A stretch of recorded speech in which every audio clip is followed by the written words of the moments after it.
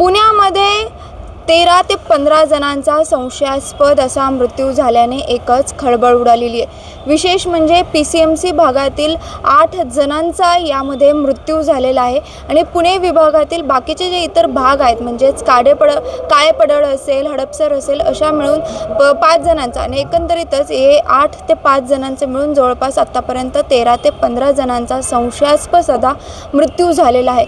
खरं पाहायला गेलं तर विषारी दारूमुळे या सगळ्यांचा मृत्यू झाल्याचा संशय सध्या व्यक्त करण्यात येतोय आणि या संदर्भातच राज्य उत्पादन शुल्क विभागाने योगेश वानखेडे नावाच्या व्यक्तीला देखील अटक केलेली आहे।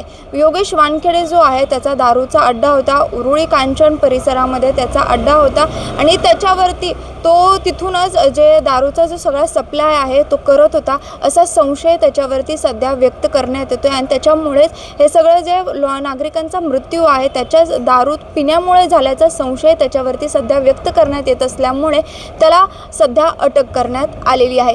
खरं पाहायला गेलं तर पोलिसांनी देखील या प्रकरणाची आता प्राथमिक माहितीच्या आधारे तपास करायला सुरुवात देखील केलेली आहे आणि दुसरीकडे उत्पादन शुल्क विभागाने देखील आता पुण्यामध्ये वेगवेगळ्या ठिकाणी छापे टाकायला सुरुवात केलेली आहे।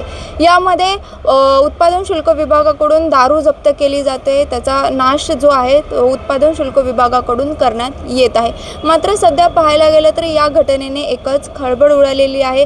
एकीकडे उत्पादन शुल्क सध्या ॲक्शन मोडवर आलेली आहे तर दुसरीकडे पोलिसांच्या कार्यपद्धतीवर देखील काही प्रश्नचिन्ह सध्या उपस्थित केले जात आहे। जसं मी सांगितल्याप्रमाणे की या जो आरोपी ज्याला अरेस्ट करण्यात आलेला आहे त्याचा जो दारूचा जो अड्डा आहे तो उरुळीत होता, त्याच्यामुळे एवढे दिवसांना पोलिसांना याबद्दल माहिती नव्हती का असा प्रश्न सध्या नागरिकांकडून विचारला जातोय।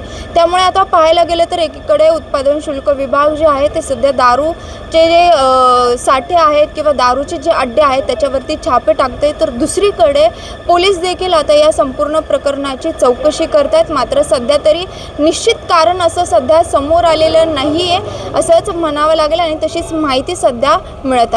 मात्र या घटनेने सध्या एकच खळबळ पुण्यात उडालेली आहे।